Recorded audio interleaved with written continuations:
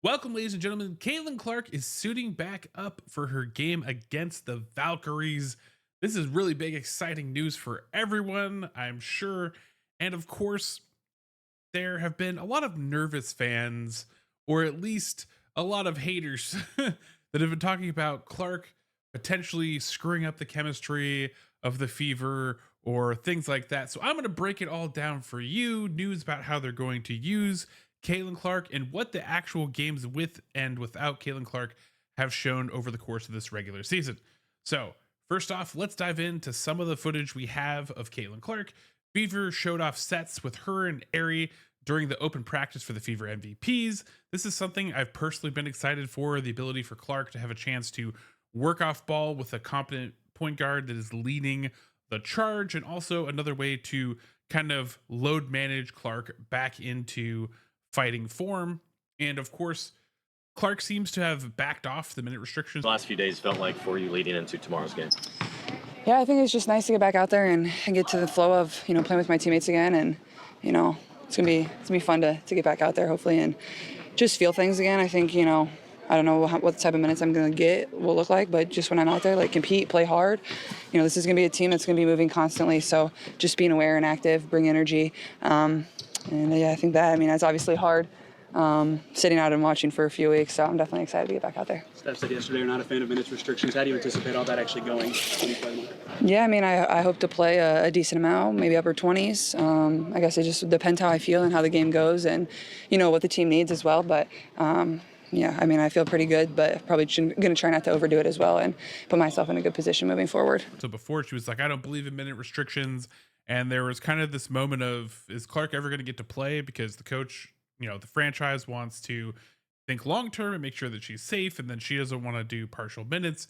And I think they've all had a come to Jesus moment where Clark realizes that she's probably not going to get back. She's itching to get back. She's working hard to get back, but she's probably not going to get time back unless she eases herself in, which is the correct thing to do coming off of an injury. So this is a small start. So don't expect her to run, a full game or anything like that. However, I do suspect that she will get still a decent amount of minutes in this game, but hopefully that leads her to have more burst minutes than kind of marathon minutes, because I think some of Clark's problems on defense or passing mistakes and things that happen like that have recently also been part of her just being tired, because she's coming back off of injury and she's not back in full game shape. And I think she was working through something illness wise or something like that.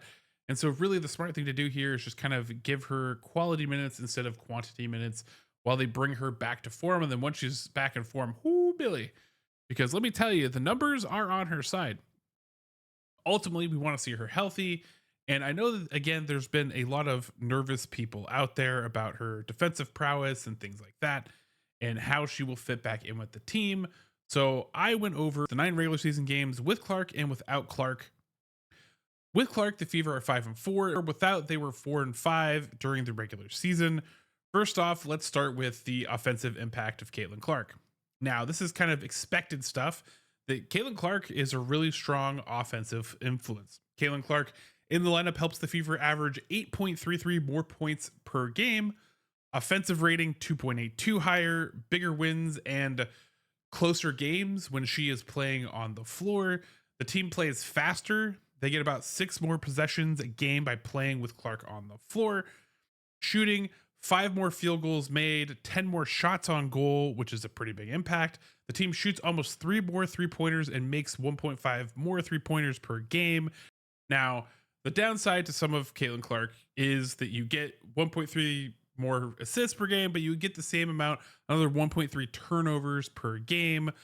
More assists and turnovers are expected, but they are closer than I felt like that stat would be. I thought that, the perception, the way it feels is that Clark had a lot of really bad turnover games before she kind of went out. And so you think it'd be like, oh, well, like this team is turning over the ball so much more. And the reality is it's a lot closer than you actually think. And then the free throw percentage has improved without Clark, but I think that's the team just getting better at free throws. Like Tosh was started the year and she was shooting like Shaq numbers. I don't think that Clark has an impact on their free throw shooting. So unless maybe that they're more tired, that could be a thing, but I don't think that is the case in this. So things that did surprise me. So the Fever had almost 3 more offensive rebounds with Clark on the floor, 8 more overall. This might be due to the fact that they're getting more shots, so there's more rebounds to be had. That could definitely be the cause here. Overall, I think the biggest surprise, and I think the thing that everybody keeps bringing up, is the defensive chemistry of the team and how they'll play on defense, and that Clark notoriously is a bad defensive player. That is basically the narrative that has followed her through her career, and somewhat rightfully true. But in the actual numbers, when you go into the numbers, the defensive rating is basically the difference between having Clark in the lineup and without Clark in the lineup is negligible. It's 0.36 difference. And the surprising part is the 0.36 is in favor when Clark is on the floor. So their defensive rating when Clark is in the lineup has actually been better over the 9 games with their regular season games versus the 9 games. Now, obviously you lose the Lynx game in there, which is a good defensive stand, but still you would think that, hey, if we're rotating in and we have all these players that are being pesky and they're being aggressive and we don't have to cover for Clark is the narrative, that our defense would be better. But in fact, the rating actually is not better. It's worse, which is surprising. And then the other kind of look at this is also, okay, we get these better offensive numbers, and what is her impact on the players on the team when she is playing? And notably, Aaliyah Boston scores 4 more points when Clark is in the game. She makes 2 more baskets and takes 3 more shots per game.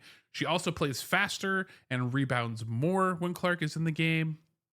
And without Clark, obviously she takes up more of the assist load, so she's assisting more when there's no Caitlin Clark on the floor. I think that naturally will still be raised up because I think Aaliyah Boston, this is a good unlock for her to use her as kind of that hub passer. So good to see from Aaliyah Boston. Overall, her performance impact estimate when Clark is on the floor is way higher than when she is off. Now, Kelsey Mitchell, the other all-star of the team, has half a point drop in point production with Clark, but also part of that point differential might be because Kelsey Mitchell just naturally starts slow every season and then ramps up, and so she's ramping up. But even then, it's not much of a change. However, she shoots 7% better from the field, 4% better from 3, with Clark likely on account that Clark's gravity gets her more open looks and also probably some assist passes that give her better shots that way. She also, of course, naturally plays faster with Clark. And similar to Aaliyah Boston, her assists have jumped up in Clark's absence, averaging almost 2 more per game in Clark's absence, which is cool to see from her. She had 0 the last game, which was an anomaly, but then the previous game she had 7, which is also an anomaly for her career because I think she's only done that a couple times. And obviously her free throw shooting, like I mentioned, has improved, but I don't think that's anything to do with Clark. Her free throw shooting actually went up 20% between Clark and she was shooting 50% in the games where Clark was playing, and now has been shooting 70+%, much higher. So overall, I think you can see that Caitlin Clark helps the team score more, helps them play faster, creates more opportunities and space for their all-stars, and in fact, even helps them play better defense, apparently. So she is the difference maker for the Indiana Fever, and this is all while she was fighting through injury and a shooting slump. So if she could fully heal and get back into form with the Indiana Fever, they're going to be absolutely dangerous. They're going to do a ton of damage and take up that contender mantle. So with that, let me know down in the comments, did any of this stuff surprise you as far as Caitlin Clark's stats? Has this changed your mind how you feel about Caitlin Clark coming back into the lineup?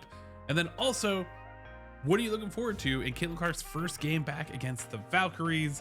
And as always, remember, you're going to be amazing today because you are amazing. And I'll catch you next episode.